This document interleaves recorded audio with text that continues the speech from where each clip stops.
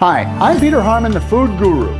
Perhaps you've seen this phyllo dough in stores and thought it was used only for desserts. Well, let me show you a few tricks on how to use phyllo dough. Lay the phyllo dough out on the counter. Take the top sheet and put it on a clean surface. Take a pastry brush and melted butter and liberally brush the dough with the butter. We're going to sprinkle some breadcrumbs, or in this case I'm using panko, and that does two things. It adds a little bit of crunch and it also helps separate the layers. Now we're going to do this until we have 6 layers total. We're going to put a thin layer of spinach in the center of the phyllo dough. We're going to top that with a piece of salmon. Now we're going to top this with a little more spinach.